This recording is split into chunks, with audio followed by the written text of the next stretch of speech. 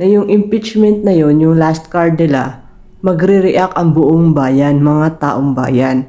At makakalimutan pansamantala natin ang nangyaring fill in the blank sa BICAM. So, nangyari ang gusto nilang diversion tactics. Hindi na kasi sa kanila lulusot yung ibang mga diversion nila eh.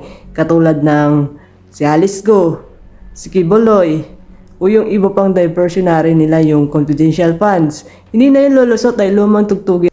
Mukhang pera lang talaga. Kasi hindi naman kayo makakapagnakaw kung walang ghost project sa distrito nyo, kung wala kayong makukuhang pera para sa kunwari, project nyo, ganyan, ganyan. Grabe. Tapos may mga humabol pa, kagigil no? Yung mga humabol pa. May humabol pa eh. Nung kinabukasan humabol, nandoon yun eh sa distrito namin. Yung proud na proud sila ibalandera na Maranaw, ganyan, ganyan. Pero humabol, mukhang pera din. O pero okay lang yan. Hindi lang naman si Sara Duterte ang Duterte sa Pilipinas eh. Mayroong pang 3. At mayroong 2 nasa loob ng politika yun. So nakaya nga na ba ang lahat sa nangyari biglaang impeachment sa House of Representatives kay VP Sara natin? So guys, huwag kayong mabahala dahil ang tawag dyan is diversion tactics. Nung una, pagkagising ko, natulog kasi ako. Pagkagising ko, gulat na gulat ako. Sabi ko, natulog lang ako. Tapos ito na, anong nangyari? So nakita natin na na-impeach nga dahil nga sa 250 congressmen na pumirma na. So nakakagulat lang, di ba? Pero na-realize ko na nga pala, ang admin nga pala is mahilig sila sa diversionary tactics. Yung nililihis nila yung issue, yung totoong issue para lang mapagtakpan ang mga kapalpakan nila o ang mga pagnanakaw nila. Di ba viral na viral ang fill in the blank sa bicameral? So, ang ginawa nila dahil corner na sila at bukong-buko na sila sa mga ginawa nilang mga pangnanakaw is gumawa sila agad-agad ng diversion tactics. Yun ay walang iba. Wala naman silang ibang maisip na diversion tactics kundi ang VP Sara. Dahil alam nila na yung impeachment na yun, yung last card nila, magre-react ang buong bayan, mga taong bayan. At makakalimutan pansamantala natin ang nangyaring fill in the blank sa BICAM. So, nangyari ang gusto nilang diversion tactics. Hindi na kasi sa kanila lulusot yung ibang mga diversion nila eh. Katulad ng si Alice Go, si Kiboloy, o yung iba pang diversionary nila yung confidential funds. Hindi na yung lulusot dahil lumang tugtugin na yun. Saka ba naman nakakita millions versus trillions?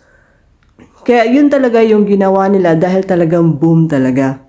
Kasi kung napansin nyo noon, ang diversionary tactics nila is yung tinawagan ni Marcos, ang outgoing Vice President ng Amerika na si Kamala Harris. Mas pinagtawanan pa sila doon.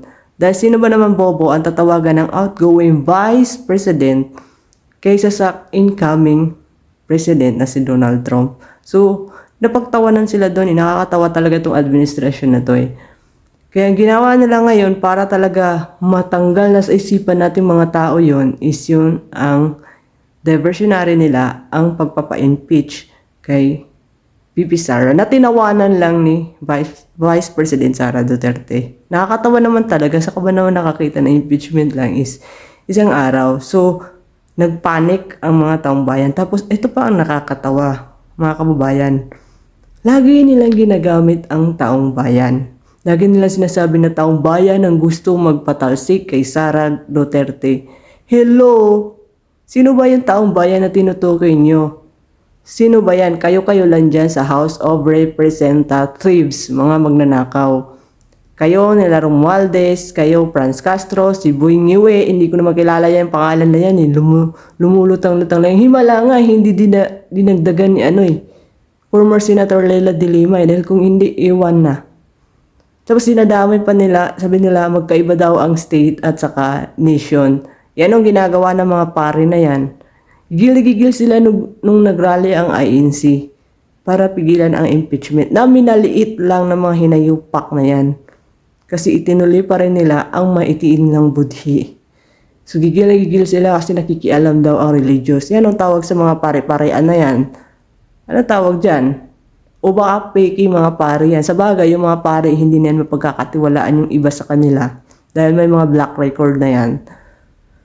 So, kuhang-kuha nila yung gigil ng mga tao ngayon. Lalong-lalo na yung mga congressman sa kanilang mga distrito. Yung nangyari sa Davao del Sur, kung nakita nyo, binaklas kagad ang poster nung congressman nila, yung representative nila natatakbo ulit. Kagas ba yun? Sinuntok yung mukha, tapos binaklas yung poster niya. Kulang pa yun, dapat lang.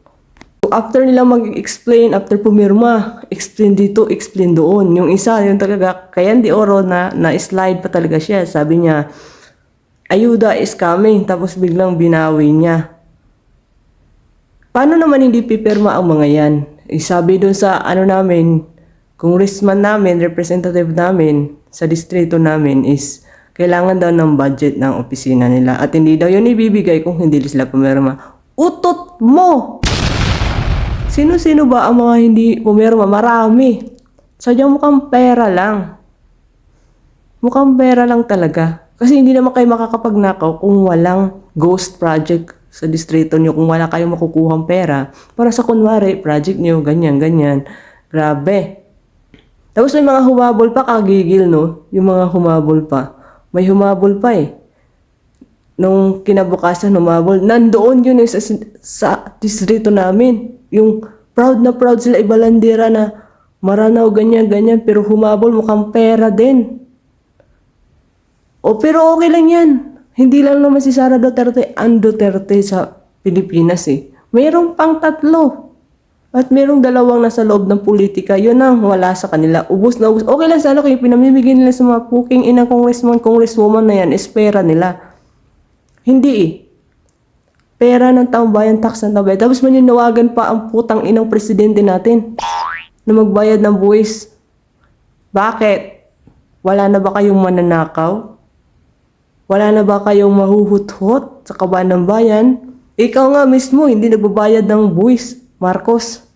King ina mo.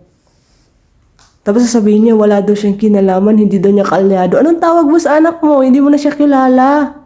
Si Charis. Nakalimutan mo, anak mo si Charis na may titi. Namnesia ka. Nakakapuking ina. Walang maniniwala sa'yo. Kung manood kayo, mga kababayan, manood kayo ng nangyaring live kay President Bongbong Marcos. Makikita niyo yung reaction ng taong bayan doon.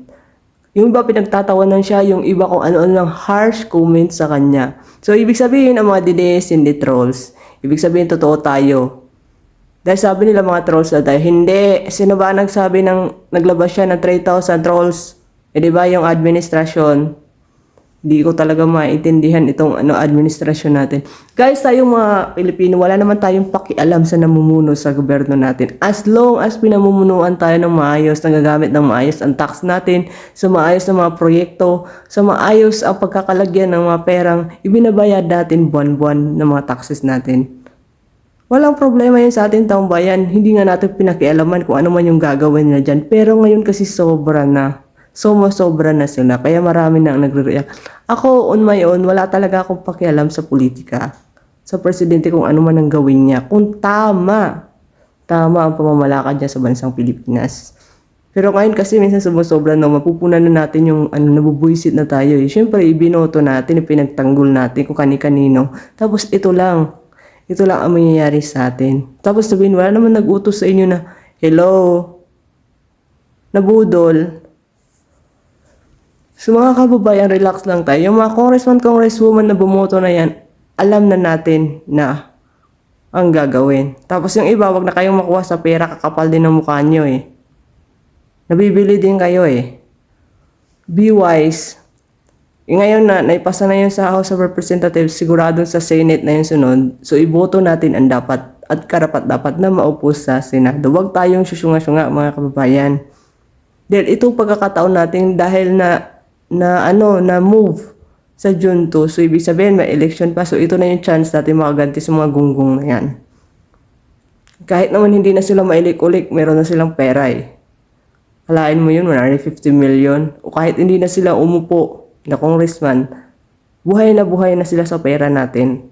So, alam na natin. So, vote wisely na lang tayo. Huwag tayong magpanik. Okay lang yan. Kung matanggal man si Sara Duterte, marami pa. Mayroong pang 2 Duterte. mayroon pang pag-asa ang bansang Pilipinas. Huwag tayong magpanik dahil yung gigil natin ikinatutuwa nila. Lalong-lalo na si Franz Castro at si Boy Ngiwe. Hindi ko alam kung saan galing yan si Boy Ngiwe na yan. Tapos sa gamitin pa ang taong bayan, kapal ng mukha mo Boy Ngiwe, wala kaming pakialam sa'yo. Hindi kami ang taong bayan na tinutukoy mo. Kayo lang yun ni Franz Castro. Hindi kami dinadamay. Kainis. Kuha talaga nila yung kulo ng dugo ko.